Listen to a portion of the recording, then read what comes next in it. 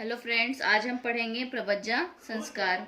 जैसा कि हमने पिछले वीडियो में पढ़ा था कि बौद्ध शिक्षा क्या होती है और बौद्ध बौद्ध काल में जो है कि शिक्षा की कितनी व्यवस्थाएं थी।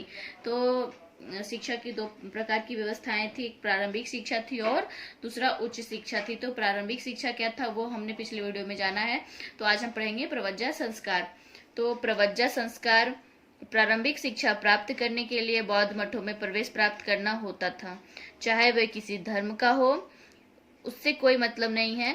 इसके लिए पहले प्रवज्जा संस्कार होता था।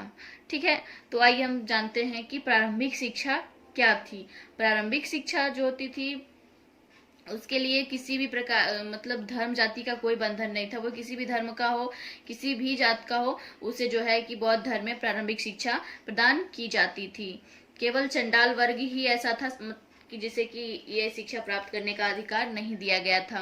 बाकी सभी वर्गों को यह शिक्षा प्राप्त करने का अधिकार था। प्रारंभिक शिक्षा प्राप्त होने की जो आयु थी वह 6 वर्ष थी। जो प्रवज्जा संस्कार की आयु थी वह 6 वर्ष की होती थी तथा शिक्षा की जो अवधि थी उस समय जो शिक्षा का जो अवधि था वो भी 6 वर्ष का था।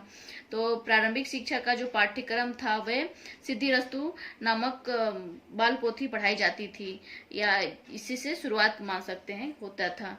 ठीक है, तो और प्रवज्जा संस्कार में जो थी वह 5 विद्याओं की शिक्षाएं दी जाती थी: शब्द विद्या, तर्क विद्या, चिकित्सा विद्या, अध्यात्म विद्या और शिल्प कला विद्या। ठीक है, तो और प्रवज्जा संस्कार जो था वे जब माता पिता की अनुमति से ही दिया जाता था। ऐसा नहीं है कि कोई भी किसी के कहने पर यह संस्कार पूर्ण किया जाता था, नहीं। ये संस्कार जो है माता पिता के अनुमति से ही संपन्न कराया जाता था।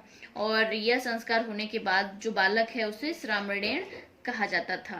ठीक है, तो जैसा कि हमने जाना कि प्रारंभिक शिक्षा की क्या थी और प्रवज्जा संस्कार क्या होता है। तो प्रवज्जा संस्कार में जो एक मतलब जो श्रेष्ठ भिक्षुक होता है या गुरु कह ले, मठों के जो गुरु होते थे या जो श्रेष्ठ भिक्षुक होते थे उनके द्वारा जो बालक होता था उनको 3 बार मतलब जो भी मैंने नीचे लिखा हुआ लाइन इसका उच्चारण करना होता था। ठीक है, तो क्या है उसको हम आइए जानते हैं। पहला है हमारा बुद्धम शरणम गच्छामि, इसका 3 बार उच्चारण करना होता था। फिर है धम्मम शरणम गच्छामि और फिर संघम शरणम गच्छामि।